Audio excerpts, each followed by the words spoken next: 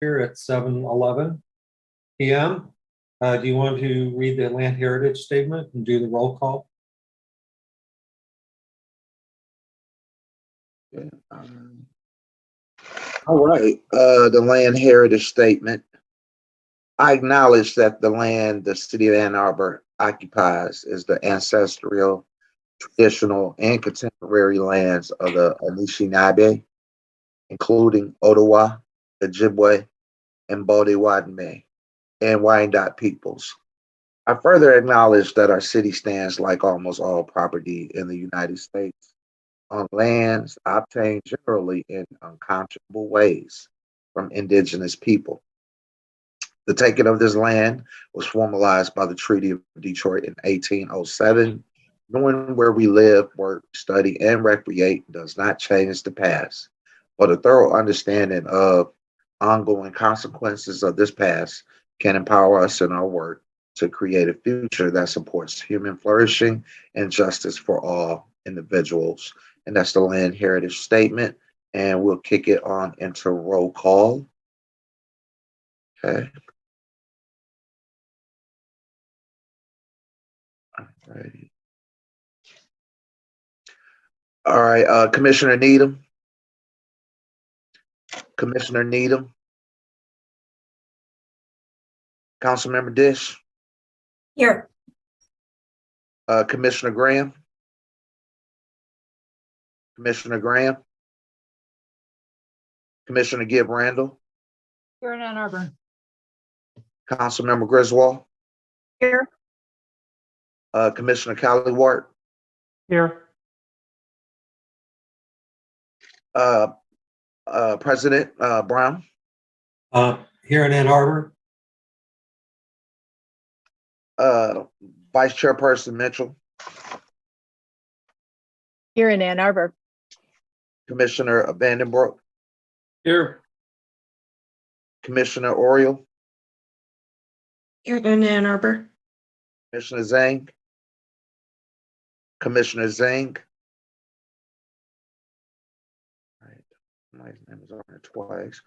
Okay, Commissioner Marson. Commissioner Marson. Commissioner Gruber. Here in Ann Arbor. Right. Commissioner Niedert. Here in Ann Arbor. All right, we have a quorum. Great. Thank you, Galen. Well, So the next item on our agenda is the approval of the agenda. Are there any motions to accept it or to modify it? Raise your hand, please. Okay, Rita, then John, then Kathy. I have a small modification that I'd like to make to unfinished business to have a brief report on the Gelman plume. Is there a second? Kathy seconds it. John seconds it. Any objections? Okay, hearing and seeing none, we'll add that to the agenda. Okay, John, you're up next. Yeah, seeing that looks like we have kind of a light agenda tonight, I was wondering if we might spend some time talking about future meeting agendas and how we structure those in terms of last one, we had a pretty heavy one. And just wondering if we could spend some time thinking about how we structure our meetings. That's it, basically. Yeah, I think that would be excellent. Let's see, is there a part in the agenda where do you think that would be appropriate? Okay. Wherever you think best. Why don't we do it near the end of the meeting at items for next agenda? I don't know. Do we need to run that past everybody else too, or? Do we have a second for that suggestion? Lisa Dish seconds. Any opposed? I hear and see none, so let's add that to the next items for next agenda discussion. And then Kathy, you'd suggested a change to the agenda? Actually, that was incorrect. I was talking about the minutes. I apologize. Oh, okay. All righty. So do I have a motion to approve the agenda as amended? Kathy, any second? Lisa? All who say aye, raise your hands. Any noes? Raise your hands or abstentions. I hear and see none, so it was approved unanimously. The next item on the agenda is approval of the minutes of our previous meeting on January 27th. Do I have a motion, Kathy? Do I have a second? Shannon, let's open the floor for discussion. Kathy? In the roll call section, Shannon is listed 3 times, and I know she's a very valuable member of this commission, but that might be excessive. And also John Mursky is listed, and he's not a member of the commission anymore, so I don't know how he should be listed. Okay. Yep. I again apologize for missing that meeting. That escaped my attention. So Galen, would you make those modifications? I think there's unanimous consent on those suggestions. That we strike John Mursky and just leave Shannon as being here once and not thrice. So, Okay. and I apologize for not catching that earlier, or I would have just contacted Galen. I didn't see it until a few minutes ago. Well, you're welcome. And I don't think any of us did, Kathy. So, all right. So, yeah, do I have a motion to approve the minutes as amended? Kathy, Lisa, all who approve, raise your hands or say aye. Any objections? No objections? No abstentions? Well, hearing and seeing none, the minutes are approved as amended by Galen for those 2 items in the roll call. So let's see, we'll move on to the next, this starts our first public commentary period. So welcome to the February 24th, 2022 electronic meeting of the Environmental Commission. This meeting is in accordance with executive orders from the governor to effect social distancing and mitigate the spread of the COVID-19 virus. We intend to conduct this meeting similarly to an in-person meeting. However, please be patient if there are technical issues. Public comment will be via telephone only. To speak during any of the public comment opportunities, please call 206-337-9723 or 213-338-8477 or toll free 888-788-0099 and enter meeting ID 989-2851-1639. Again, the ID of this meeting is 989-285-11637. This information is also available on the published agenda in the public notices section of the city website and on the broadcast of this meeting on CTN Channel 16, AT&T Channel 99, and online at www.a2gov.org/watchctn. So public comment. This is an opportunity for persons to speak for up to 3 minutes. Please call the 1-888-788-0099 and enter meeting ID 989-2851-1637. This information is also displayed on the meeting agenda and video feed. City staff will select callers that have raised their hand one by one using the last 3 digits of your phone number. In order to electronically raise your hand to indicate your desire to speak, please press *9 on your phone. You will hear an automated announcement that the host is allowing you to speak. When speaking, please move to a quiet area and mute any television or background sounds so that we may hear you clearly. Please state your name and address at the beginning of your comments, and be patient. There is a delay of up to 30 seconds before a connection is established. So do we have anybody on the line yet, Galen? No, Okay, no one's waiting. we'll wait 30 seconds.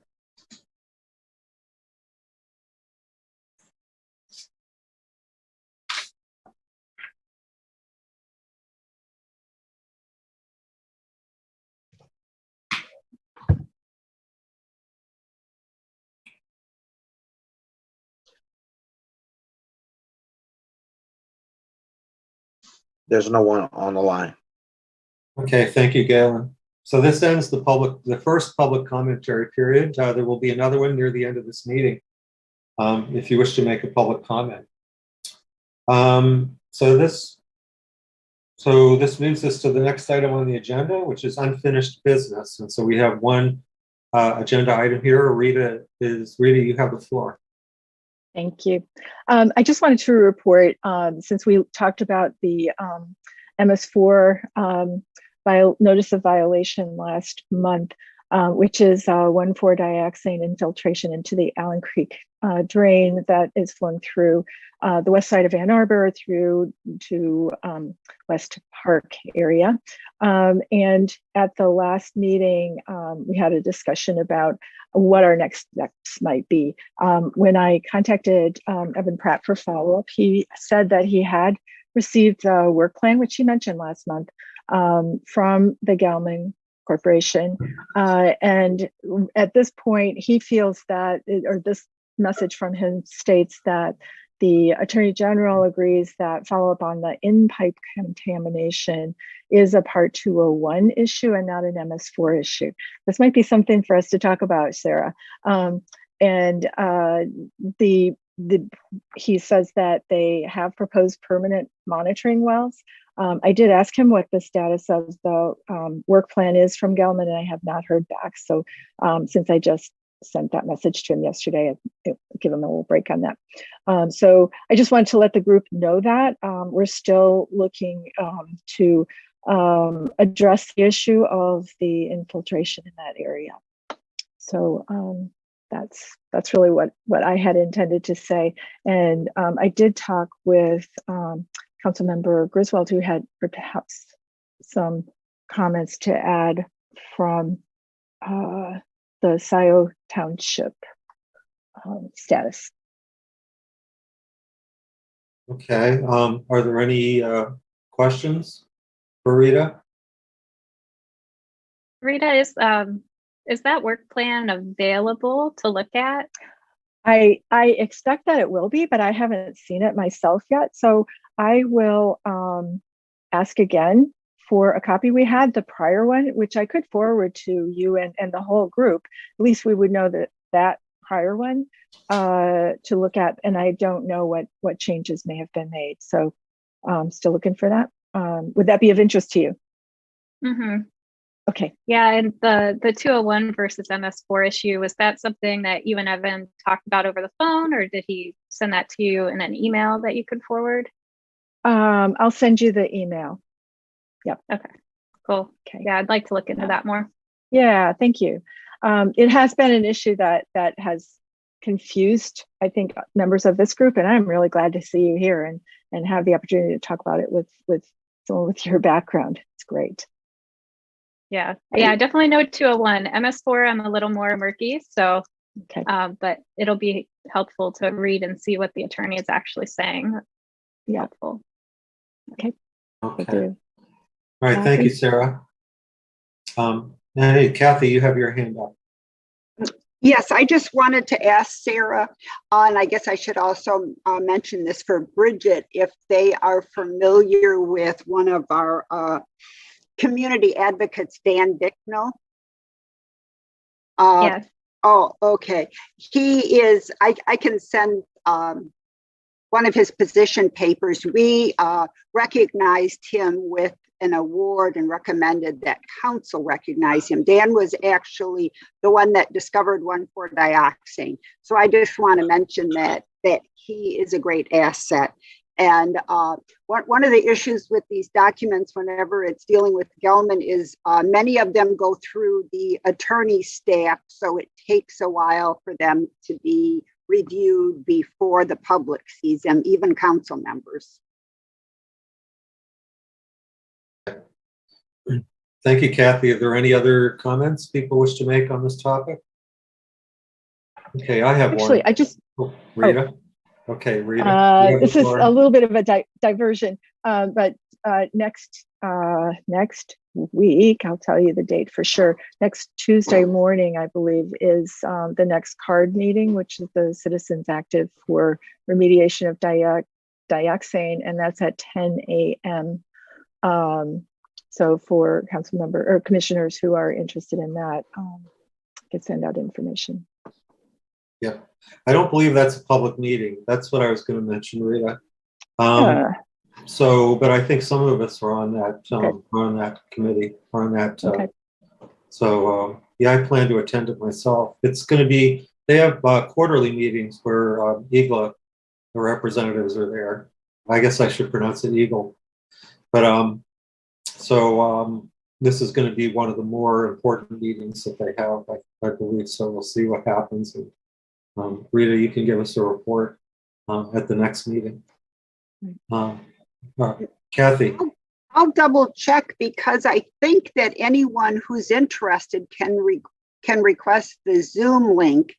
And the fact that this is a quarterly meeting, frequently Congresswoman Debbie Dingell is there for at least part of the meeting. Oh, okay. All right, thank you. Staff. Yeah, thanks for that clarification, Kathy.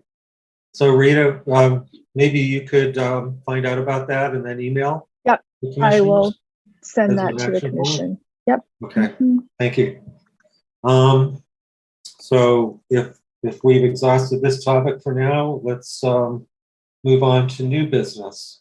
The first item in new business is a presentation of a U of M housing discussion based on a City Council Resolution 22-0095. Resolution to begin discussions with the University of Michigan for 2,000 units of workforce housing on U of M's North Campus, an agreement on additional student and employee residential units commensurable with the University of Michigan's growth. So this was brought to the commission. This resolution was referred by council to several of the commissions. The Energy Commission has already looked at it. The Environmental Commission is looking at it tonight. I believe the Transportation Commission will probably be considering it or looking at it at their next meeting. And I think there was another commission involved as well. Planning Commission and the Economic Development Corporation. That's right. So council has asked all these commissions to provide input. And so this is our opportunity here. So Kathy, you're the member who's been most involved in this. So you have the floor. Oh, okay, sure. And Galen, would you mind screen sharing the second version of this resolution, the one that's all marked up? The only thing I can't do is screen share, and then if I did, it won't give me access to Legistar. Oh, I'm screen sharing. Oh, you know what? okay. Tell you what, I'll do that. I can do that. Okay. Hang on a second. All right, while you're doing this, I just want to acknowledge the tremendous work that John Mirsky, who was a member of the Environmental Commission and may have actually been here in January for the minutes. And I know that he was watching some of our meeting, but he, as Energy Chair, went through my resolution that was really just quick and dirty because I thought staff was going to work on it. But it went out to the commissions first. And so he made extensive changes and improvements, and he worked closely with Missy Stoltz. And I know that the U of M professor who used to be on the Environmental Commission also made some comments. He's now on the Energy Commission. Rita, do you know who I'm talking about? I'm sorry, say it again. The U of M professor who used to be on the Environmental Commission and then moved over to Energy. Jonathan Overpeck. Yes, Jonathan Overpeck. He had some comments and some of those have been included. If it's okay with the body, I'd like to just go over the resolve clauses unless there are commissioners who have any issues with the whereas clauses. And basically what John Mirsky did is he broadened it from North Campus housing to University of Michigan housing on the Ann Arbor campus, included net zero There are a number of footnotes with more updated statistics on student enrollment and U of M employment in the area. Kathy, Go can I ahead. interrupt you for a second? Hey, Galen, Yes. you're going to have to give me permission to share my screen. Okay, I'm done. Oh, okay. And there were some additions such as, whereas these employees commuting increases U of M's and the community scope 3 greenhouse gas emissions, which is only partially reflected in both entities' greenhouse gas emission inventories. And for anyone not familiar with this, scope 3 greenhouse gases has been sort of a hotly contested topic about whether we wanted to include them or not in our sustainability plan. But that's something that I'm very concerned about because I have a couple of volunteer positions at the Michigan League, and I know that the custodial staff drive in from outside of Washtenaw County. And so one actually drives in from Detroit. And so if we're looking at reducing miles driven, we need to take into account U of M employees and how far they're traveling into the university and what the impact would be if we provide some housing in the Ann Arbor area for them. So, and then if there aren't any questions, we can skip to the resolve clauses. Yep, I've been slowly scrolling through it. Oh, okay. Does anybody wish to see the whereas clauses? I've got a comment on on one of the whereas clauses. And Okay. just also a general issue to bring up, Kathy, if Sure. that's all right. So with one of the whereas clauses, they're not numbered, so it's a little hard to figure out kind of where I am. It's the one that starts, it talks about like mixed use. Let's see, it's earlier, I believe. I think it's in the former page. Okay, where mixed use housing development is designed to create walkable and bikeable neighborhoods, that one. I would like to add into that and just see what folks think about this. Whereas mixed use housing development is designed to create walkable and bikeable neighborhoods, which are integrated into the surrounding community near public transit. I would like to add that in because we don't ever sort of say that out loud in this. We just kind of generally talk about affordable stuff and we talk about kind of bikeable and, walkable, but I think that's key to be able to have, and we may get some feedback from the Transportation Commission about this too, but I think that's really important because some of this North Campus area, and again, I know it's being broadened, but some of it gets served by the blue buses that U of M deploys, but some of it is also served by the AAATA too. And I think it would be great if that were part of the consideration of where these things are placed, because not only does it obviously help to have people living here so they're driving less, but if they don't have to drive, then that's the ultimate thing that we want to get at.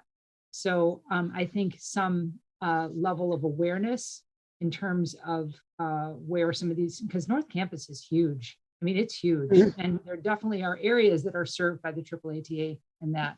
So I would like to add that in if that's okay with other folks. Oh, thanks. Yeah, that was part of my thought process. And I was actually thinking about where the buses ran on North Campus, but it really needs to be specified. And also given that the Energy Commission expanded it to all U of M property. Right. Yeah, we can specify that at least once, if not in other places that would be appropriate. And then I think the other thing is more of a it's a bigger issue, which I know on Planning Commission, we struggle with a lot. And as somebody who works on these projects, designing them too, is this tension between affordability and how much money you sink into the development itself for the sustainability piece. And I think in some ways it would be, and I know this is broad, but we almost have to kind of think about, or I don't know, maybe we don't. I just think it's worth discussing who we are targeting here. Because if we're targeting, and I know that that was one of the broad things that the Energy Commission came up with at the end about just continuing the discussion around what does affordable mean and things like that. But if we're targeting people that are making some of the lowest wages at U of M because they're driving the furthest, that may be a different set of sustainability investments than if we're targeting, you know, people who are adjunct lecturers that make more. You know, so it's something that we need to think about, I think, in the way that we're framing this, and that it may be that this happens down the line, you know, with how all this gets handled. But it's pretty hard to pull off affordable housing with a lot of really intense sustainability measures. So that's one thing that I think is worth thinking about. And then the other piece I want to bring up is that U of M property doesn't have to follow any of the City of Ann Arbor guidelines. And so one of the things that's in this that could happen based on the way that it is, which I think that we would all be horrified about, is that there are some really beautiful mature oak woods in North Campus. They could say, okay, let's cut down the oak woods to put up our housing. Are we at peace with that? No. So we have to kind of figure out what, I mean, I think that at the same time, I think U of M would kind of balk at having to follow City of Ann Arbor standards. So I don't know if we just address it here in terms of some sort of, I don't know how we'd say it, but I just think it's worth thinking about what, because there are plenty of areas in North Campus too that have a bunch of like really low quality woods also. And then there's some that are wonderful. And again, I know this is going across all campuses and things like that, but maybe there could be some sort of nod towards maintaining, we can't really say old growth because that's not truly what we have here, but maybe just saying something about like mature forests or something. I think that's the biggest issue is our mature forests that we have here, not, you know, prairie or, you know, things like that. I don't think we're going for that here. I don't think we have that in any of these areas. But some sort of like, maybe they're not necessarily following all the same tree mitigation, you know, requirements and things like that, but that there should be some attention paid to kind of minimum disruption of like high quality ecological features or something along those lines in that, because we have to walk a fine line here in terms of what U of M is willing to do. And I feel like if we say, hey, and you also have to follow Ann Arbor standards, I don't know if they do it. But I think that we still need to have some level of like where our values are around some of this too. So I just bring that up as a general thing for us to discuss within this, since I know, you know, there's been a lot, like there's a lot of legacy in the Environmental Commission around developing all those natural features standards, you know, that we have, and that they wouldn't be followed likely in this, but is there some way for us to, in some kind of broad way, be able to acknowledge that we would like it to have minimum disruption on healthy, you know, ecosystem types, or I don't know how we'd say it, but it's just something I'd like to bring up to the group. Oh, okay, thanks. And Rita has mentioned that to me. And I know that they don't have to follow any of our local ordinances, but we were quite effective when the University of Michigan was going to move their bus transit department to North Campus. And the surrounding neighbors organized, and one of the comments from the former president of the university was that we can't be a world-class university without attracting world-class talent. And if we're having people come in and interview, and I think he meant with the deans and senior faculty who are not happy with the environment, then we're not going to be able to recruit that world-class talent. Does that make sense? That Yeah, but I they think it's took it. tangential. You know what I'm saying? It's like, I think that if we just need to decide as a commission, and it's too bad that, you know, Chris isn't here tonight. But again, sort of where we, like how we want to value that in this process. Oh, guess, yes, we wanna I see- agree completely. And we need a framework. And I think Rita has some ideas. Okay. And so if we can agree with language to put in this resolution, then it should be helpful in guiding staff discussions as well going forward. Yep. All right, thanks. I see a lot of other Thanks. hands, so I'll shut up.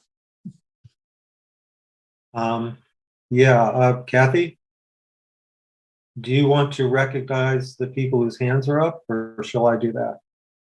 If you want to do that, that's fine. Okay, let's see, Lisa, you had your hand up first. So I think it would be wonderful if the university were willing to do this. I wanted to point out that in the second to last whereas clause, which is, it's the one that has the footnote 5.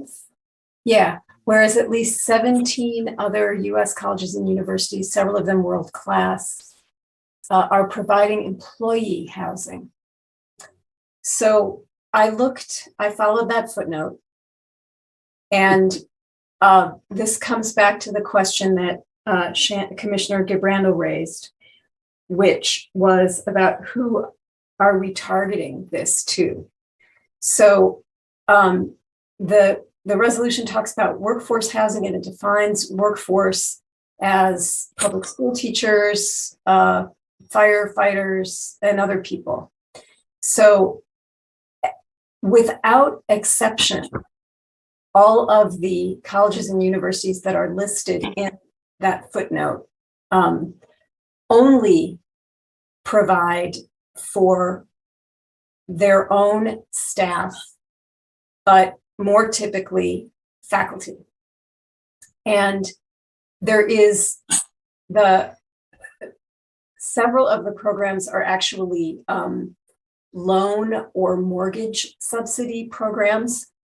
So it's financial assistance to buy a house. A few of them do have a small amount of rental properties. NYU and Columbia and Stanford have extensive faculty housing, but they are in the most expensive housing markets in the country, and they literally cannot attract faculty without providing them housing. So I mean, we are asking the University of Michigan to do something that no other university does, which is to provide housing essentially on the open market. And so perhaps some acknowledgement of that, like we would like the university to be a model. We recognize that other universities don't do this. And again, to refine the targeting, because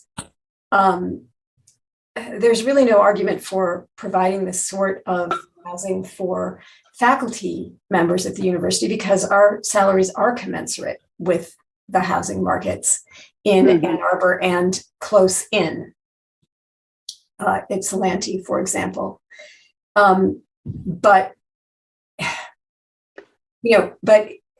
mean, if we are really concerned about the people who are commuting the furthest or farthest, I'm not sure, I think farthest is correct there, then, we really need to be specific about that, because it's just not in line with what universities are typically willing to do.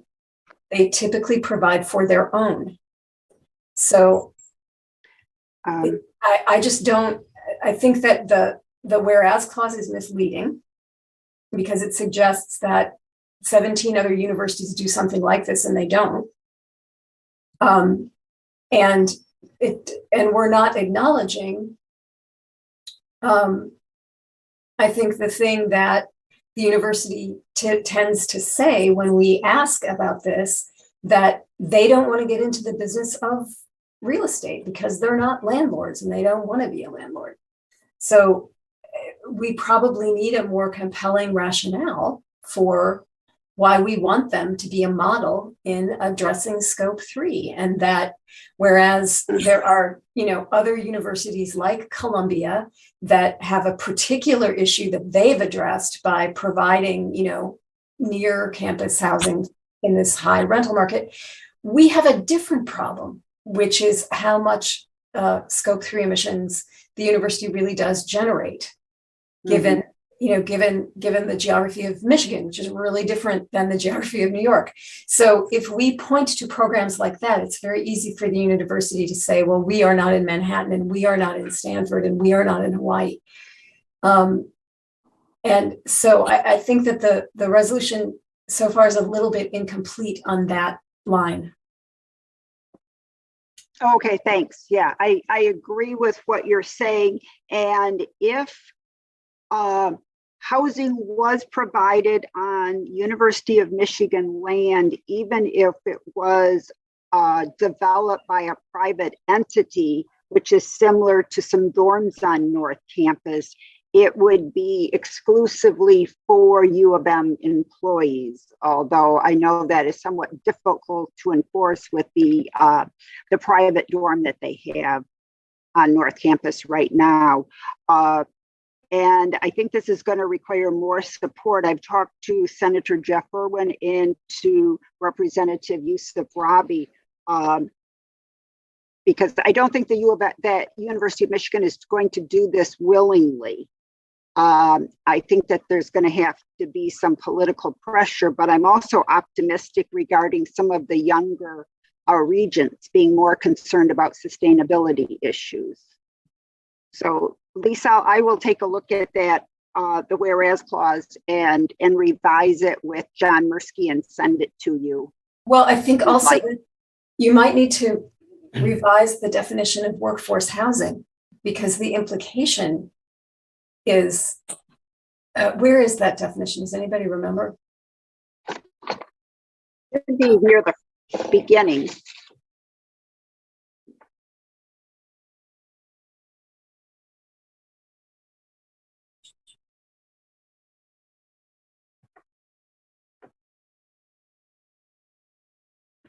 Oh, there it is. Yeah, I see it's crossed out. It was is defined as housing for public employees, teachers, police officers, firefighters, and others who are integral to a community, yet who often cannot afford to live in the communities they serve. I think that needs to be corrected, because we're not asking for that, right? We're asking for the university to provide for its lower earning employees or something. Yes, you are correct. I just got that off the internet when I was quickly putting this together, knowing that it probably needed to be refined. I will find where it is and make a note there.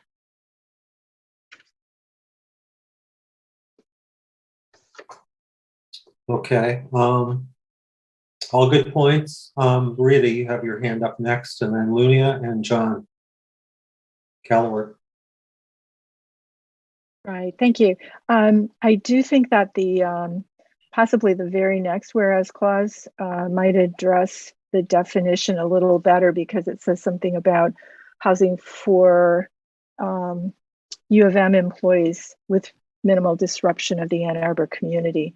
That might be a place to start for that further definition.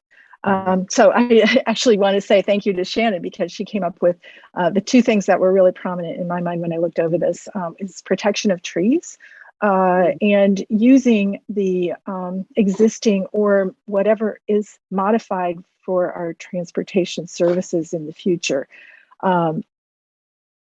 The opportunity for people living in these places to use either university or the public transit is a good opportunity. And I think ideally these kinds of housing would be placed where people can access grocery stores at a minimum, and possibly other amenity type places where they need goods and services, or can obtain goods and services. And as far as like the trees, I think if we go back to the U of M carbon neutrality program report, there was some emphasis on the carbon sequestration of university-owned property, perhaps that's a place to provide some protection for the trees that Shannon described. I certainly would be very disturbed if this resulted in losing trees that we have, additional trees that we have in town. The last thing that I would add is that this might seem like a small thing, but I would hope that as we look forward in this kind of direction toward community support in general, including the university, that we think forward 50 to 100 years in terms of the quality of the structures and their surroundings, so that we maybe put in less turf grass when they get installed, more native plants that require less maintenance, that are provide some habitat. Yeah, that's it. And the last thing I want to say is, like, do we need to address at this point, how long would people be living in these spaces? In regular rental housing, that in my concept or experience with it, you have a lease that lasts a period of time, but possibly you could stay in a place for 20 years. Is that something that's going to be acceptable in this proposed approach? I envisioned it would, and I also envisioned the possibility of co-op housing with ownership, but on U of M land, and again, owned by the cooperative. Okay, thank you. Those are my comments. Okay, thanks. Any additional comments on that point? I don't think so. So thanks, Rita. Lunia, you have your hand up next. Yes, I had one small suggestion pertaining to the inclusion of additional student residential units through this resolution.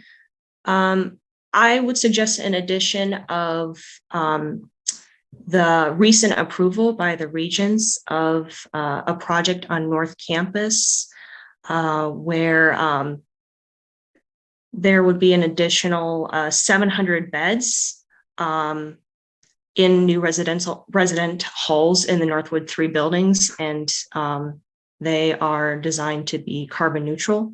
And I think that could potentially bolster the argument in this resolution for building sustainable housing. Okay, so you're suggesting a whereas clause that actually acknowledges or commends the University of Michigan for what they have done on North Campus and the use of geothermal? Yes, and yes, probably in on page 2 or 3. I'm not exactly sure, because to me, the flow kind of jumps around between the mentioning student housing and workforce housing. Okay, and I know that you previously volunteered to work on this, so maybe the two of us could work on the flow and improve it. And the other thing is, I want to recognize the student groups who are out there advocating for sustainability, and I think that they may be effective in advocating for this plan as well. And so we need to consider that. So, okay, thanks. All right, thank you, John. You have your hand up. Yeah, thanks, Steve. A couple of things to share on this topic.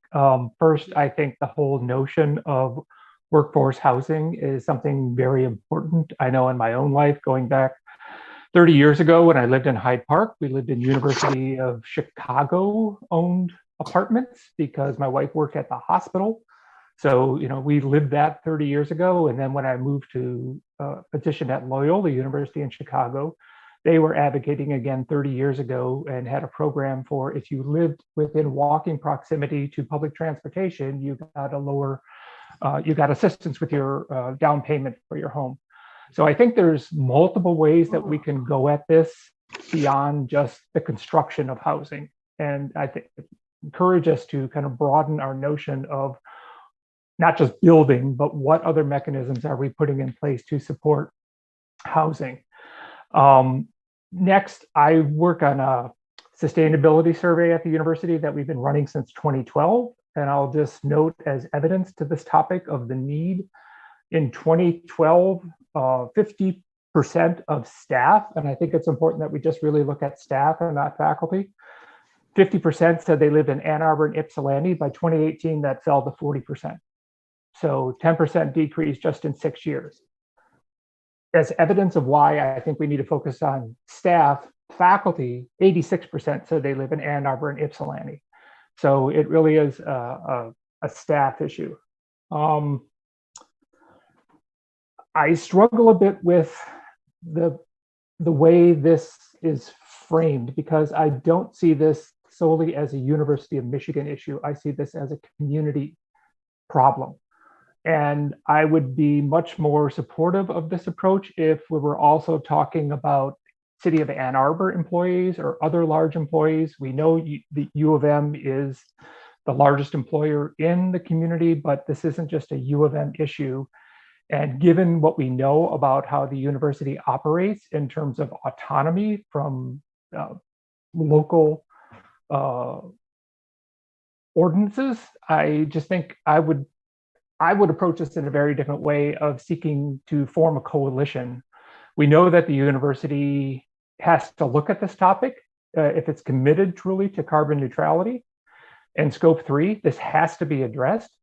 But I read this, it really feels like finger pointing at the university when we know that this is a wider community issue. So I'd encourage us to kind of step back and think about a different way to approach this topic than the way it's currently framed. Thanks. Oh, okay. Thank you, John. And I want to acknowledge that we definitely don't want to finger point, and that John Mirsky is part of a larger organization, the Ann Arbor Land Trust, that's looking at all public land within the city limits.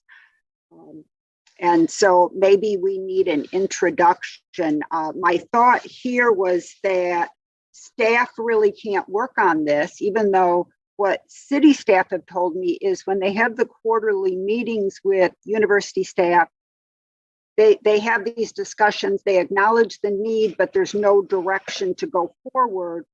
And that direction has to come from the regions. And so how do we get sort of a template for that? And I do see this as probably building a coalition if we include GEO and other student groups, but maybe we can talk offline about other groups that might be part of that coalition. I think that if we expanded it to, say, Ann Arbor Public School property, which is something that's been discussed, that it would slow down the process. However, we might be able to use the document with the University of Michigan as sort of a model to then address other entities. So I don't know if that seems possible to you, because all public land is a huge undertaking, and I know people have tried for at least the last 2 decades. So, okay, thanks. Okay, Anybody else? Thanks, Kathy. I have a comment to make if nobody else has any. That is, Sarah Nedrich has raised her hand. Sorry, yeah. I I was curious about the 2000 number, where that came from. If you looked at, you had data based off of, U of M's employees and who made under a certain amount, or where that came from. I've been asked that, and I actually wrote the initial resolution in probably 20 minutes one day, thinking that it would go through various iterations by city staff before it came back to council. And so 2000 just sounded like a realistic number, and I sort of divided it into multiple mid-rises and where I thought they could easily be put on North Campus. But I don't have a strong opinion about the number. It was just sort of a starting point. Do you think it should be higher or lower, or you're just questioning it? I was just curious. I think like once you define who you want to be in these units more clearly, then you could even download data from U of M. All of their employees' salaries are public. So you can actually look and see like how many employees they have under that certain threshold that might need housing. And then I don't know if they have public data on where all their employees live. Probably they do by not. zip code. Okay. By zip code. Okay. So yeah, you could even narrow in on what that number is, like what the need is. And then I had one other thought, which is if you're including like GEO and the like Michigan graduate student body and getting this through, like rent prices are pretty outrageous for grad students. So maybe extending it to include graduate students, since they are technically also a lot of times employees that are in that lower wage earning bracket, that might be something to add to help get it supported internally. Oh, okay. And are most grad students considered staff if they're doing some teaching or teaching assistant positions? So I thought most of them probably were in that category, but I can double check that. And we can look at what the need might be, but I think the need is so great. And the final resolve clause, Steve, can you move down to the resolve clauses, please? The final one is that city leaders will advocate that U of M establish a formula for new residential units in proportion to student and employee growth. So I thought if we started with 2,000 as a baseline and then negotiated some type of formula in the future, that it's not going to take care of all of the need, but it at least would sort of get control of what I consider sort of runaway increases in employees and in students without any recognition by the University of Michigan of their housing needs. So, yeah, that's great. Okay, thanks. Shannon, you have your hand up. You're muted. Sorry. Just a really quick thing in response to that. I think graduate students have access to housing at the university. Like think of all the family housing that's over on North Campus. A lot of those people are graduate students. So I think that that part of that need is already covered by U of M. I don't know like what the access is and who can get in and not and things like that. But if we're going down that road, we just might have to figure that out a little bit more carefully before adding it in to resolve the clause or whereas clause. Yeah, at least previously I lived in Zion graduate housing, and it really was dorm style. A two-bed unit with a shared bathroom to another two-bed unit, and so there's probably some of that need, but also the family housing need. And what I've been told is that the demand for family housing out on North Campus has decreased over the years, and I don't know why, but yeah, more research definitely needs to be done. Yeah. So, okay, thanks. All right, thanks, Shannon. Lunia, you have the floor. Yes, I did want to quickly touch on past points of those before me and mention that I did have a brief meeting with the graduate employee organization's housing caucus, where we discussed a little bit about workforce housing.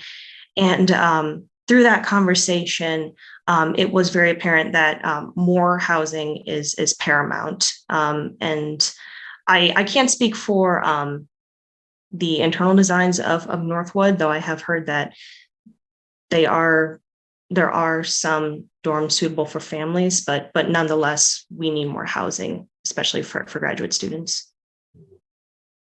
Oh, okay. And thanks for reaching out. That was great.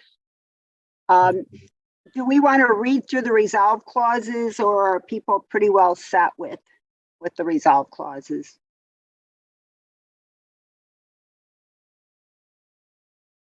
See, John Keller and then Chris. Yeah, I'll just say again, to me, it feels like this is ripe for a really great project to work on, and to dig into this and to figure things out. It feels premature to set this up as a resolution with defined numbers and objectives. I just think we've identified in this conversation, a lot of questions that we have, and I don't know. I understand the pressure. I mean, that they're moving the institution. I get that. And so if it's decided by majority that this is the way we want to develop and kind of push that influence, I understand that. But my thinking, this is ripe for a lot of really great and interesting work. But to say that we want to move forward with this specific plan, that feels premature to me. John, how long would you think it would take to get to the kind of plan you're envisioning? A year? Oh, okay. I mean, if we would get the ideas that come to mind, these are not the only ways to do it, but there are wonderful kind of courses within the Taubman School of Architecture to get a group of student teams to look at this through the School for Environment and Sustainability. I mean, those are just ideas. Maybe there's other ways to do that. Maybe people have this information, but it feels like it needs to be, to me, to be grounded more in kind of, understanding what is it we're trying to create, who are we trying to create it for, and what will the benefits be from it.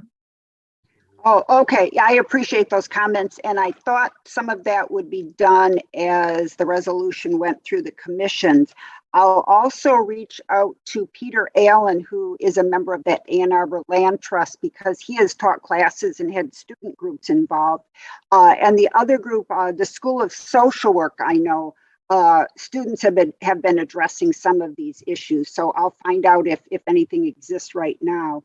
I know the goal, and there's always trade-offs, was to try to get something in place before the new university president is hired. But I would see this sort of like A20 as a living document that could continue to be improved. I'm just afraid that staff they're not going to do anything but talk about these issues unless there's direction from the regents, and staff won't bring this need to the regents, and the regents aren't going to move on this because it's really outside their scope unless there is political pressure from student groups and from the city to make this happen. So I'm hearing what you're saying. I'm just trying to figure out what all the trade-offs are and how to make the political ask of the regents to start this process. Got it. Thank you. Okay. Chris, you have your hand up. Yeah, this is an extremely interesting discussion. I'm learning a lot. But as I read through the simple question on the first resolve statement, at the end of it, it says, thus furthering both our sustainability and placemaking initiatives. So placemaking was carefully inserted, and I wonder what that is. John Mursky inserted that, or someone from the Energy Commission, and maybe Shannon can better define placemaking. And maybe it needs to be defined somewhere. I don't know. Yeah, what I would say that's getting at generally is that, and it's a very kind of broad way of saying it, but it's trying to make it so that it the design is good. You know what I'm saying? Like, we can have like a sustainability thing, and it's a concrete bunker that, you know, keeps all the heat in, and it has no windows, and it's, you know, 100 stories tall, right? That doesn't do anything for this broader idea of placemaking, which is that we want it to be something that feels like it integrates well with the community. We're proud of it. It feels like something that feels like it integrates well, and is a positive force here. So I think that's what it's getting at, is that it's not just about sustainability. It's about all these other dimensions of, it's a pretty vague concept, you know, placemaking, but it's basically trying to get at the fact that they want it to be something that feels like it's a positive net gain for the community on other levels besides sustainability, is what I would say. I could add a definition of placemaking somewhere in the resolution, because I sort of think of it as pleasant little communities that people want to live in, and usually have stores nearby and a bus line. But Yeah, I get it. And I appreciate your answer, Shannon. I don't know how you reduced your answer to 2 words. So Yeah, right. for the Look at the uninitiated definition, reader, Kathy. you know, maybe a short definition. I don't know, something. yeah, I'll at least look at the definition and determine whether to include the definition, or maybe there is, you know, 7 or 8 words that are going to describe it, and we can use that instead of placemaking. Okay. Any other comments or suggestions? Bridget Gruber has raised her hand. You have the floor. I'm just on that note of placemaking, and I know Shannon and Rita mentioned trying to keep healthy ecosystems intact.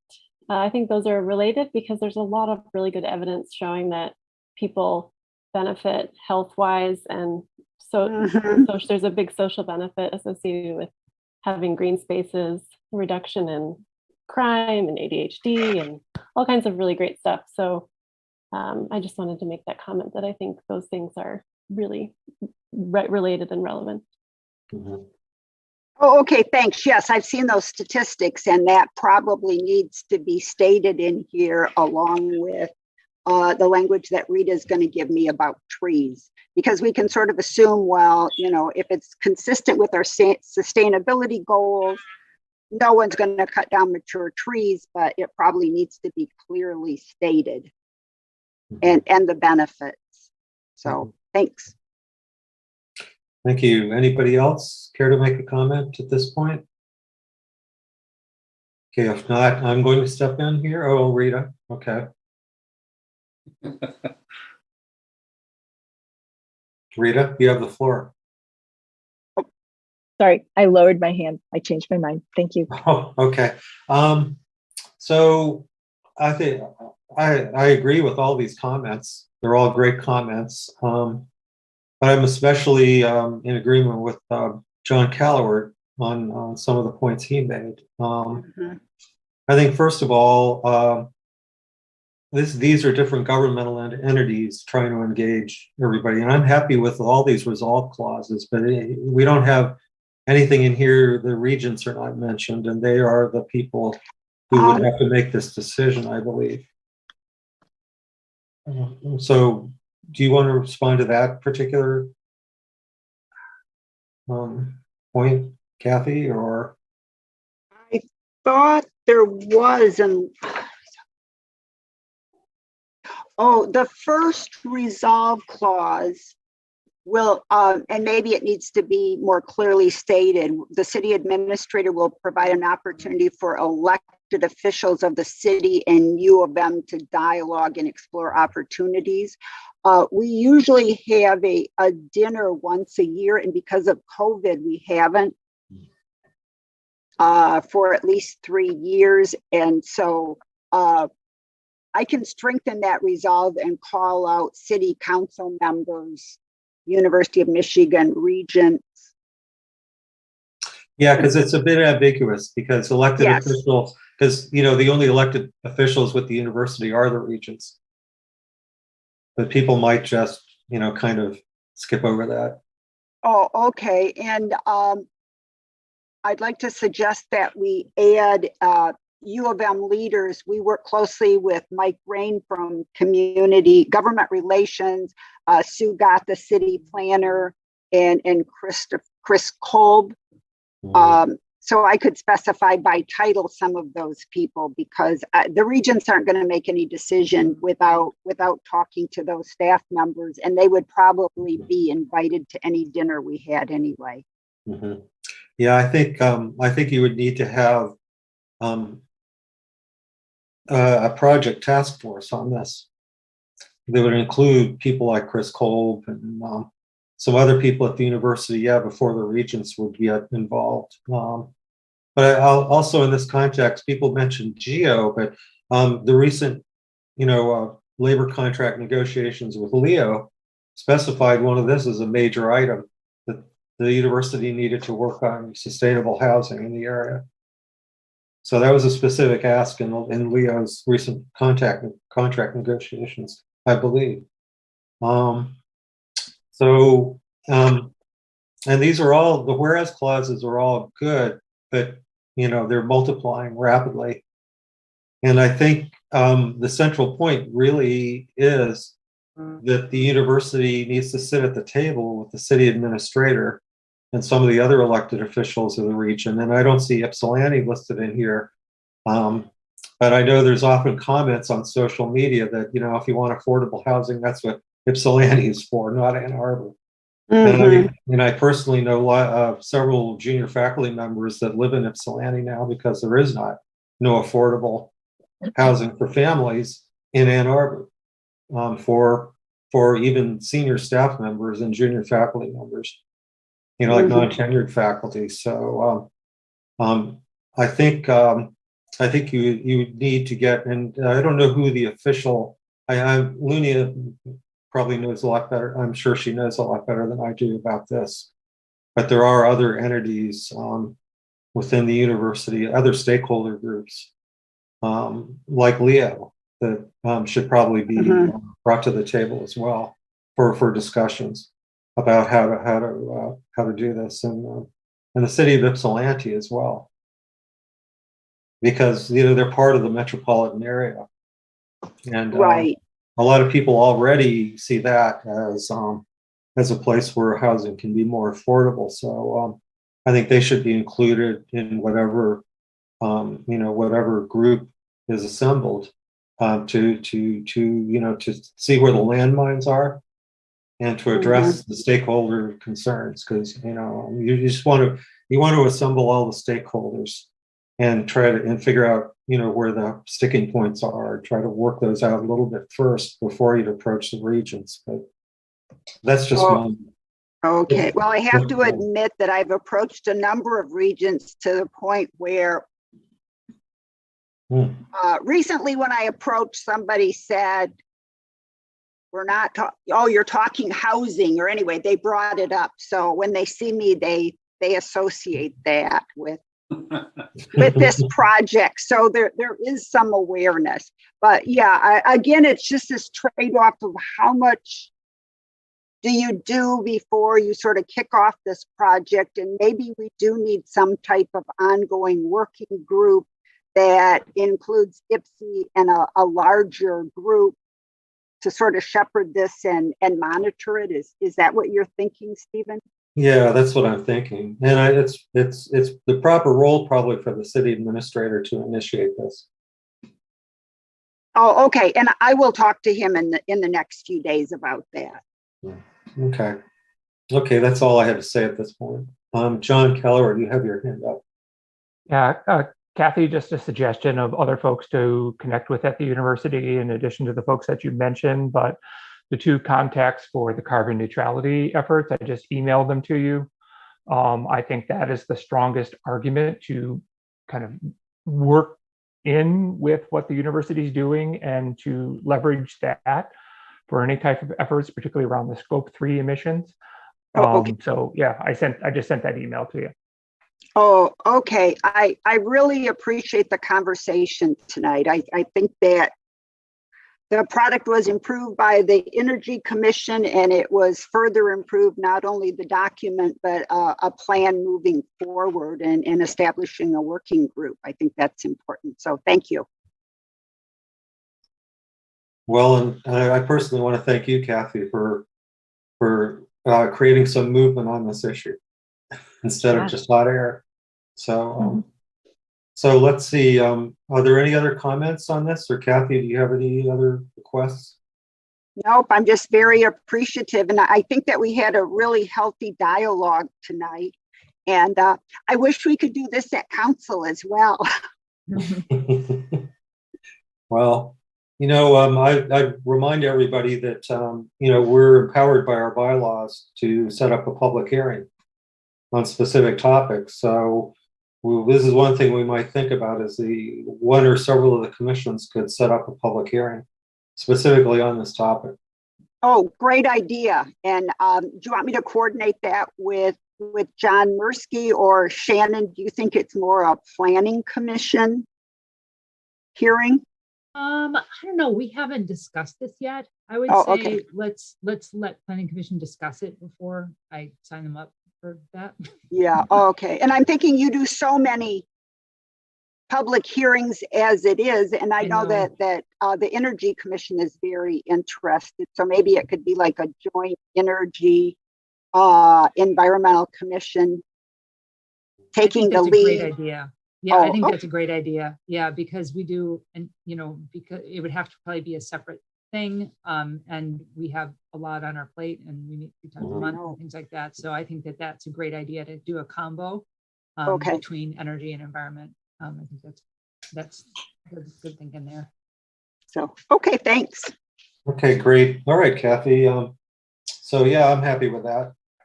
Let's see what develops over the next few months. So that's Rita, you have your hand up. Yeah, again. I do. This time I mean it. I did have a brief opportunity to exchange comments with Chris Graham, who supports this concept, just to let you know. And Kathy, you mentioned me and writing some language on trees, but I would definitely want to talk with both Chris and Shannon about that. So I will run things by you all. Thanks. Okay, thanks. Okay, so let's move on to the next item on the agenda, which is reports from committees, other commissions, council, and chair, in that order. So does the Zero Waste working group have any comments? Tag on it, Lisa. I was going to pass it off to you to give the Okay. Okay. Thanks. You did the lifting at council meeting, so I'll do the environmental commission. So lots going on with Zero Waste. Just to give folks kind of an overview of all the different things that are happening, we have 2 interns working for us through the Office of Sustainability, helping us advance both the work around metrics related to Zero Waste. How do we measure it? What do we want to measure? What are different ways communities are doing? And then also community outreach. So the 2 interns are kind of working together, but kind of dividing, looking at literature and metrics, and then starting some community outreach to help us understand what folks are already doing, what do they need help with. So that's ongoing. We're still waiting to get the final word on the Micros grant, the $10,000 grant that we submitted last fall. We got encouraging word that it was being moved forward to the state, recommended for funding, but the check hasn't arrived yet, or it's not even been put in the mail yet. So we hope to get good news on that at some point soon. We submitted another proposal in early January, and surprisingly, we got word on that almost within a month. This was for the I2P3 through next cycle, the Intergovernmental Initiatives and Public-Private Partnerships. That is to take the work that we're doing and run it through almost like a boot camp to try to develop more economic development opportunities around the circular economy. So we were selected for that. So Councilmember Dish, myself, and Jenny Petoskey from city staff will be working on participating in that and bringing that back to our group. And then also we recently launched work with a student project, with a SEAS project, the School for Environment and Sustainability. A group of 5 master students are working with us to help advance and move forward all the project's objectives. So we've got a lot of things going on related to zero waste. It's all really good stuff. Excited. We just started adding some stuff to the city website. We've got a really great group of stakeholders, folks that have been supporting us along the way as we put together these proposals. So very exciting to kind of have almost everything that we kind of hoped might come together is kind of coming together. Lisa, I don't know if you want to add anything to that. Yeah, that was great. Very succinct. And yeah, really the ball is rolling. And I just wanted to say that in the first week in February, OSI partnered with a nonprofit called livezerowaste.org, which is founded by 2 Ann Arbor natives, Lydia and Samuel McMullen. And they had a zero waste challenge for a week, and it was such a great success. There were over 500 people participated in it, attended webinars, signed up to reduce their trash and their recycling, and learn how to do things like entertain without generating tons of detritus, shall we say. And there's going to be another one in June. And so we are really, really excited to, and they, Lydia and Samuel, won one of the Sustaining Ann Arbor Together grants. And so they are working on that to continue this project. And they are also helping us with developing a map of circular economy businesses and an app for people to locate them. So yeah, so there's really so much happening. Thank you, Lisa. Anything more on zero waste? Nope. Okay, construction and demolition. I will just mention that in this context that the Washtenaw Zero Waste Coalition is organizing another trash talk tour, like the one that was held last May. It's scheduled for September 17th and 24th, and part of it's going to be a tour of the, of what construction and demolition recycling is currently going on here in Ann Arbor at the Calvert facility out on Jackson Road. So we can all look forward to that, and we're continuing to work on trying to develop a plan for us with the stakeholder group of trying to figure out exactly how C&D recycling could happen here in Ann Arbor and Washtenaw County. That's all I have to say about that. So pollinators work group, Rita. Yes, the Pollinators Work Group is having a really excellent collaboration with some members of the Climate Ambassadors.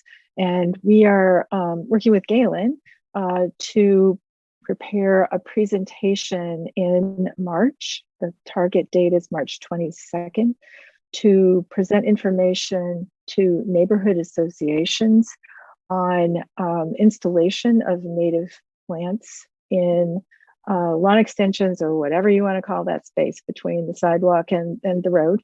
Hellstrip is my favorite. And to engage people ideally in doing that in their neighborhood spaces to create pollinator pathways. So we have some excellent collaboration with the Wildlands Group, with another local nonprofit.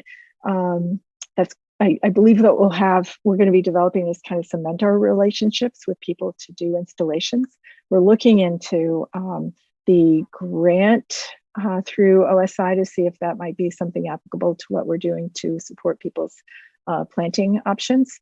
And that's our big thing. So the first is a presentation session. Next will be to see what we get from that in terms of neighborhood interest and action. So stay tuned. There are things still developing, and so I don't have as much detail as I would like to provide you, but we're moving forward, and it's the right season. Okay, Chris, you have your hand up. Yeah, a short question to Rita. When you talk about putting in plants and extensions and whatnot, does this impinge on the Chapter 40 rules about how high a plant can be and an extension of a. Yeah. And Yeah. does there need to be more work done on chapter 40 therefore? So I don't think that, I believe that we can move forward as we are. At least that's the plan right now. We're actually going to meet with one of the transportation engineers next week to talk about chapter 40. Chris Graham has spent an immense amount of time looking over chapter 40, and Shannon has as well.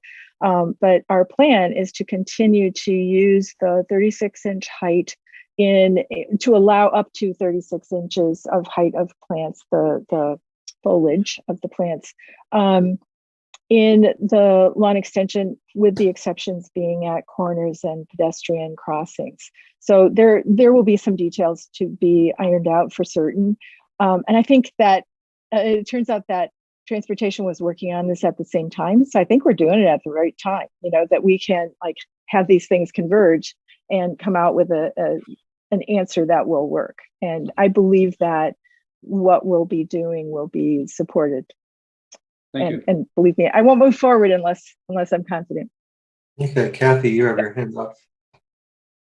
Yeah, chapter 40 is something that I discovered back in the 1990s, and it's gone through a few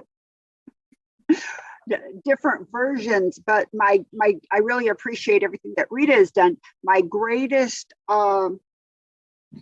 fear is that we will end up with a document that continues to be punitive, and we really need ambassadors and people out there who can educate the public, and so that people willingly provide rain gardens and pollinator gardens and whatever, but that's also safe. And even the 36 inches is somewhat of is a bit high when you think of the more energy efficient aerodynamic cars that are lower to the ground, as opposed to all the SUVs on the on the roadways, that probably 42 would be adequate for sight distance. So anyway, after many decades, I think we're going to have a great product, and we're going to have the people in place to provide education and encouragement and not focus on enforcement so much. Right. I actually am hoping to include the community standards people in talking with this and showing them what we plan to do. I've talked with them about data for prior years and have information on the number of citations and what they do as their process. And I just feel like that will be a helpful thing, for them. We can also provide them with the addresses of people who proceed with this within our program, so that they know. They already keep a list like that informally, and so if we do that and we provide a kind of a mentoring, that's really the goal. That we would kind of like catch people whose plants are getting like a little bit too high, then we can work with them. I hope that's my goal, and I know that. Please know that we're not starting big. This is going to be a slow process. Sure. Well, thanks, Rita. No, I had one question. How are you identifying and communicating with neighborhood associations? We are working with Galen, who has the magic list of neighborhood associations, and will be inviting neighborhoods to attend the webinar that we're holding in March. And so we'll start there and see what the turnout is, see what our level of interest is, and I guess assess whether we feel like we have enough or more than enough than we can handle, or if it looks like we need to make a pitch for more people to be involved. We'll try that. Okay. I just want to add that, a lot of us have networks of other NGOs and things like that in Ann Arbor. Yeah. So Galen, if you have any gaps in your neighborhood association list, please let us know what those might be. And we can contact friends, family, neighbors, and try to see if we can fill out that list for you, if you feel like you have any gaps in it. Okay. Kathy, you have your hand up. I looked at the neighborhood association list on the website, and someone went through and updated it, which is great, but it only has about a third the number of associations now. So I just want to suggest that we might want to consider the police block captains. I'm trying to think of the technical name, but Neighborhood Watch. Pardon me? Neighborhood Watch. Yeah. Yes, Yeah. I think it is. It's organized through, I think it's organized through the police department,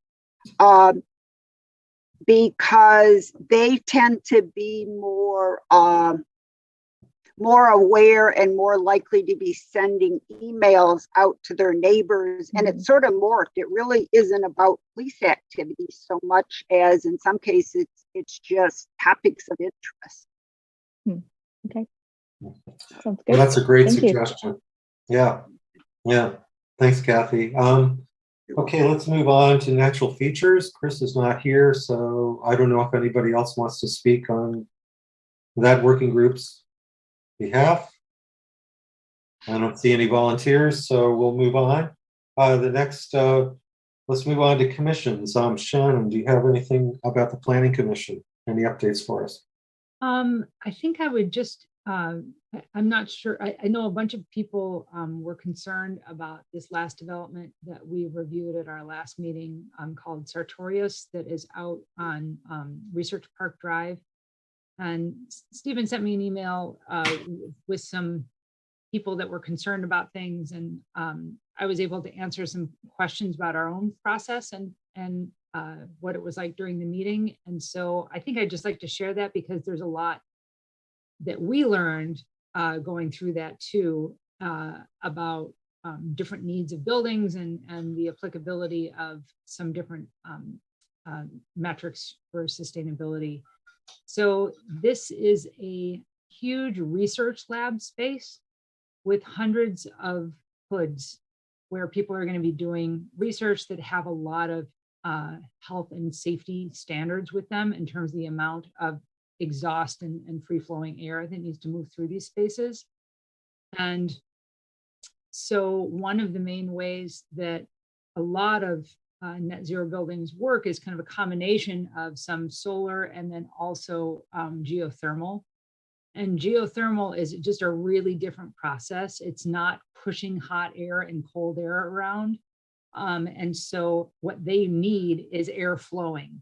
And so geothermal is more about kind of radiating heat and then having a really well insulated building. And so this building actually needs flow through it.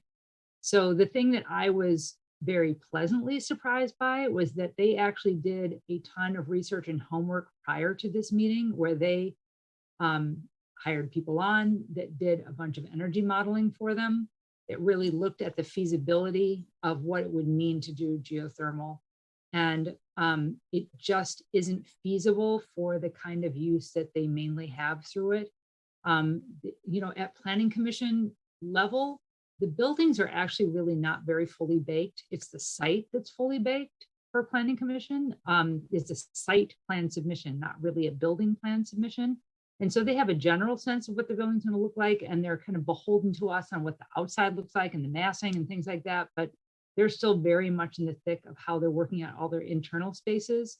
And they said that they would still, they have a real kind of goal that has been set by their leadership in Germany, that they really want them looking at this hard.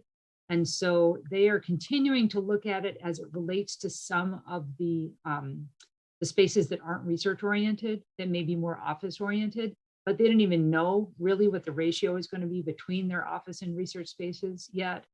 So they said that they were open and continuing to explore it in terms of the possibility for those areas, but that for the research areas, it just wasn't going to fly with what they needed for all of their health, safety, and welfare standards of the research part of it. And this really is meant to be a big research facility. So they have some solar. They also have a lot of venting needs and things like that. We really, I mean, we've probably spent 2 hours on this with them. And then the other thing to keep in mind is that we actually have no purview over this at all as Planning Commission. So they put up with us for a long time, asking them a lot of pesky questions about this, even though we really don't have any jurisdiction with this. But again, I think that a lot of us want to kind of keep the pressure on anyway, even though we know we can't hold them to any standard. I guess they were much more of a willing partner than I was anticipating walking into that meeting. I was surprised by that, and also learned something, about how these different systems work and how it just may not be the best fit for everything. So they have like maxed out all of their EV parking and things like that. So there's a lot of things they are doing, but there's some things that just don't fit either. So I came away from that feeling a little sad that, like, shoot, they seem like the kind of place that would really go for this kind of thing, and they are in terms of their goals, but for this particular building, it just doesn't seem like the best fit to explore some of these other options. So I just wanted to report out on that, because I know there were a lot of emails circulating and things like that about people being concerned about it, and I think that we should be holding people's feet to the fire to the extent that we can. But the place for planning commission to really have an impact on these things actually is more around where we're concentrating density in terms of needing to have a car, in terms of being able to get around with transit, being able to get around with biking and walking, and looking at our parking standards to try to discourage those things. So that's really more of our scope in terms of what we can influence. And so there are quite a few things that were brought up in commission proposed business at the end to really think about ways that we could focus on some of those areas and double down on, like, we have a huge list of things that we want to work on, but parking is coming up pretty fast. And so that's one of the things that we're really going to be focusing on. And I think the thrust of it is going from parking minimums to parking maximums actually. So we're limiting how much parking people can put on their sites. Instead of saying you need to have this many, we're saying you can't have more than. Those are the areas where we actually can do something and have a big influence. And so I think that we're going to be really trying to get at some of the ordinance changes that we want to make around that, and also looking at trying to make solar and things like that easier for people to be able to develop in terms of the code. And we've definitely done a few things so far, but there's some other changes that we think we could make as well. So I wanted to report that out, because I know that a lot of people were curious about it and upset about it, and so I wanted to let you all know. All right, well, thank you, Shannon. So we'll move on to Parks Advisory, and Ann Marson is not here tonight, so we will not get an update for Parks Advisory. The next commission rep here is for Energy, so Edith Juneau is not here either. So we'll look forward to a report next month. So we go on to Council. Let's see, Lisa and Kathy. Lisa, do you want to start, or Kathy? Kathy, you have the floor. The Environmental Commission passed a resolution, I don't remember which month, about recommending that we being the city of Ann Arbor, redevelop our water treatment plant facility. And at the last council meeting earlier this week, we authorized a little over $5 million to a professional service organization to start working on the design of that upgrade. I'm not sure what the correct word is when you're talking about a water treatment facility, but we are definitely going in that direction, and we have abandoned any consideration of hooking up to the Great Lakes water supply. So that's consistent with our resolution, and so that's good news for the Environmental Commission. All right, well, thank you, Kathy. Thank you. Lisa? Yeah, I just wanted to report on Kathy and I, as you all asked us to do, did take a resolution to council about the deer call, and we did not take the precise resolution that Chris had written, which was to restart the call. We developed a resolution about refunding the research, the deer browse research. And though we collaborated with staff extensively on this, it turns out that staff decided that wasn't a great idea in retrospect anyway. Anyway, it was really, it was a horrible evening on council, frankly. And there was a huge campaign by the Humane Society to whip up opposition, and opposition was whipped up, and there was a lot of angry emailing and angry calling and angry constituents, and it was very unproductive to air that kind of that kind of dialogue of the deaf. And where we stand now is and the resolution failed because there just isn't support on council. There's definitely not support for restarting the call. There wasn't support for the deer browse studies because they actually are expensive. So they were $30,000 a year, and there was a 4-year sequence of them, and there was some sense that one would have to do 4 years of them anyway. So, and staff feels that there is no point in funding a study for something that we know council's going to vote no for anyway, and which actually makes a lot of sense to me. So we have got to educate council about this and build support. And in order to do that, we have to show them argument and counter argument. And so there is some sense that this ecologist named Oswald Schmitz has refuted Jacqueline Courteau's studies. I don't know to the extent that that's true. I'm talking with another person tomorrow who may be able to shed some light on that. So I'm sorry to report that I feel like we're really just at a dead end right now.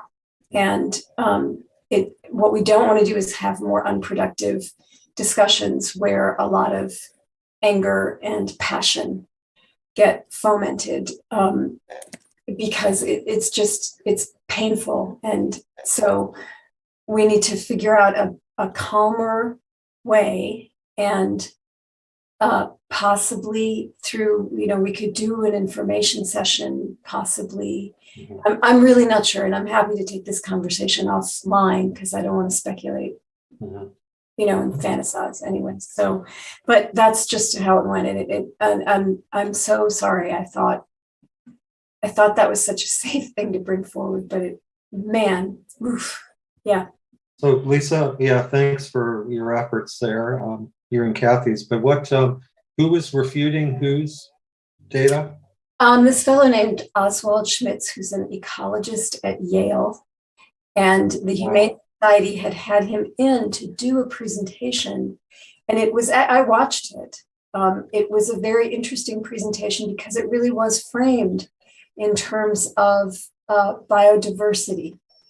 And so it wasn't framed in terms of, there was a part of it that was solely focused on animal rights, but it didn't set up the unproductive thing that I think we sometimes get into, which is people who love animals and people who love gardens. It didn't set that up. It really did center the value of biodiversity. And Dr. Schmitz spoke a lot about his belief that deer density doesn't correlate with forest damage.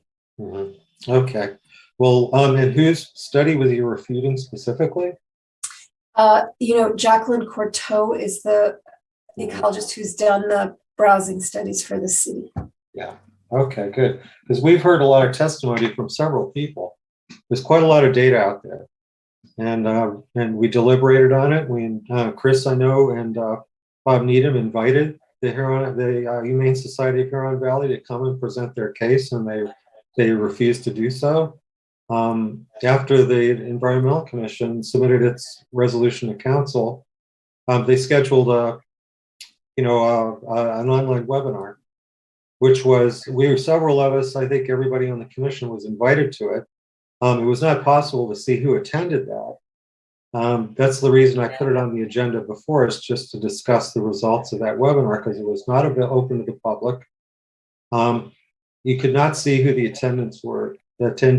You could see the chat function, and I asked several questions in the chat, which were not answered. Basically, I was not impressed with Dr. Schmidt's arguments, nor Professor Schmidt, I should say, and there was another gentleman who was brought in to make some comments, but it's clear that they did not have any direct refutation of any of the information or the data that was presented to us. It was very clear. There was a very limited, there was no discussion available in that meeting that was sponsored by the Humane Society of Huron Valley. So, I agree with you. I mean, it's basically sentiment versus, it's animals versus plants. But, I have to tell you, I mean, yeah. So I don't know where to go with this, and I'm not going to say anything more about this except that we are empowered to hold public hearings. So maybe the Environmental Commission should schedule a public hearing so that, to see what we can do about it before wasting council's time. Okay, so let's think about this for the future. Well, thank you. There's Kathy, you have your hand up. Yeah, I just want to say I've been tracking deer car collisions for over a decade, and there was improvement after the call, but I don't know that education is going to help. And I don't mean to pick on anyone, but I know that Councilmember Hayner and Mayor Taylor have stated clearly they do not support a deer call. They do not support killing deer. And so I just don't know how effective additional education is going to be, even if we had one-on-one discussions, because with those two, at least they've had plenty of time to be educated and to change their mind if they were going to, and they're not. And I can't speak for other council members. Well, no, I agree, Kathy. I mean, it's not an educational problem. It's sentiment. What we're talking about are people's sentiments, and so that's what we need to focus on. So, I'm open to any ideas or any public comment that people want to make about it, but I don't think we have any more time here to discuss this. Okay, let's not listen to a city council meeting on this one issue. So, if there are no other comments, I'd like to just end the discussion of that. And let's move on to staff, reports from staff. I have nothing to report at this time. Okay. Okay, and as the chair, I'll just issue the chair report right now. First of all, I want to remind everybody that we have 2 youth commissioners whose terms are expiring on May 31st. Luna Oriole has already agreed to serve for the next year. And Young Wen is considering. She's positively disposed, but she wants to wait a few days to notify me. But otherwise, I think we have a full commission right now. So thanks, everybody. And the other thing is, I just want to mention that in terms of working groups, I think a distinct gap that we've had for a couple of years now is water quality and stormwater. So I'm really happy that Sarah Nedrich has joined us, as well as Bridget Gruber. They have some background and expertise in this area, so I'm happy to. I think I would like to organize a revival of the Water Quality and Stormwater Commission. So anybody who is eager to join such a working group, please email me, and I'll set up a meeting. I'll set up a separate Zoom meeting, and we'll see about getting oriented and get something started there. Okay. So that's it for a chair report. So the next item on the agenda is items for the next agenda. So I think this is where John Calloward suggested a change here. So John, you have the floor about the topic of thanks. organizing meetings. And I don't know if we want to do it tonight or if we want to put it on the agenda for the next meeting. We're almost at 9 o'clock. I just had some simple ideas of, if we set time goals for different parts of the agenda and, different strategies that we come up with to kind of move through things. I think, and, maybe a commitment that we only have, maybe one or at the most two presentations at a meeting. So like I said, maybe it's something we can think about and talk more at the next meeting. Or, I don't know if we want to do it now since we're almost at 9. Yep, I'm trying as hard as I can to end the meetings at 9. So I understand what you mean, and I think it's possible that we can assign a timekeeper. Normally what you do in a meeting like this is somebody volunteers to be a timekeeper and we can rotate through that. And then 1 to 2 presentations I think is a good idea as well. But let's add that as an agenda item for our March 24th meeting. Okay. So our next scheduled meeting is March 24th. So our next agenda item is public commentary. So Steve, I think there's a couple of questions. Oh yeah. Okay, Kathy, and then. Yeah, I just wanted to add another agenda item. And I'm told back in 2015 or 2016, the Environmental Commission passed a resolution regarding an alternative to rock salt or using less of it and educating the public. And the resolution didn't go to city council. It didn't direct city council to take any action, and therefore council and staff didn't take any action. So I'm wondering if we can resurrect that, if anyone knows where it is, and we can discuss that. Okay, great. Yep, I'll look into that, Kathy. Okay. Oh, okay. Maybe Thanks. an action point. Rita. Thanks, Steve. I just wanted to mention that I spoke with Tiffany Jacobazzi, who is our city forester, after a recent report of poor survival of street trees that was in the news. And I invited her to join our meeting in March. She's planning to do that. And she will appreciate questions coming to her beforehand if we can. So I'll be happy to field those questions and put them together in a document if you want, or I guess we could certainly send them to Galen to compile for the meeting so that she gets it beforehand and is prepared to address questions. Maybe we can consolidate them. Okay. And a second one, just timely,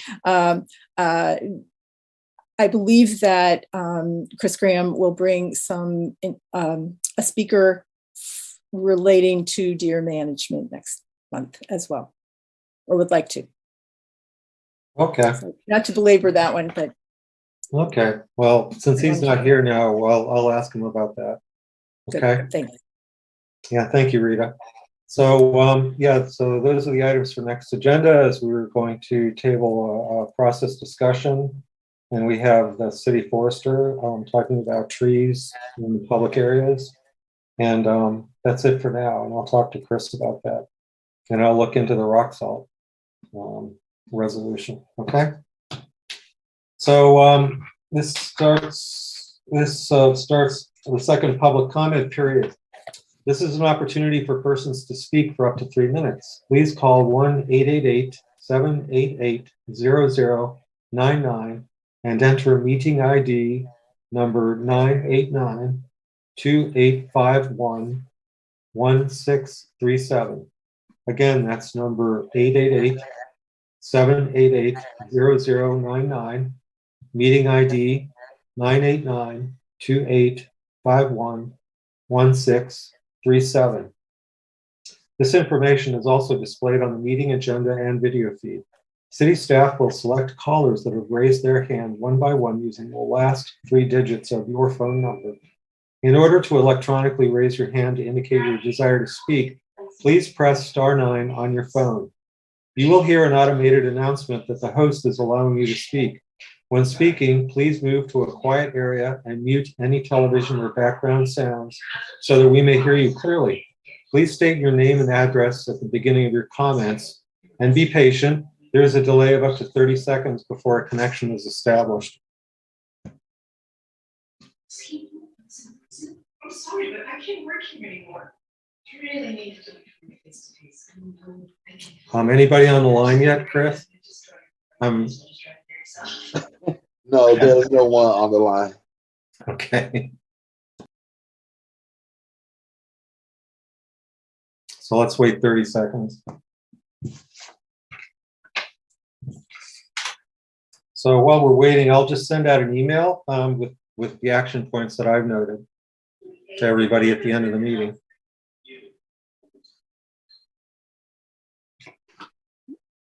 I have a question. Do we want to talk about the status of the train station at the next meeting and the environmental impacts of the alternatives? I'm not sure how prepared we would be, but we'll take that up. In this context, one thing that the the Energy Commission has done, and that I have been trying for years to do with the Environmental Commission as well, is we'll have an action item tracker. So okay. It's a spreadsheet. It's going to be a Google spreadsheet because I can't find any other better alternative, and we will. So we can add action items to that, and we can add topics for future meetings and things like that. But that's a great idea. We can talk about it. I'll add that to the list, Kathy, and we'll see how it shakes out. We had a staff report today, which may be of interest to the commissioners. Okay, would you send that to the commission members, and let's look at that. And we may not have time on March 24th, but certainly, April potentially, and thereafter. Okay. Okay. Thanks. Okay. Anybody on the line? Still nobody? Okay. All right then. This ends the public commentary period. So I declare this meeting adjourned at 9:03.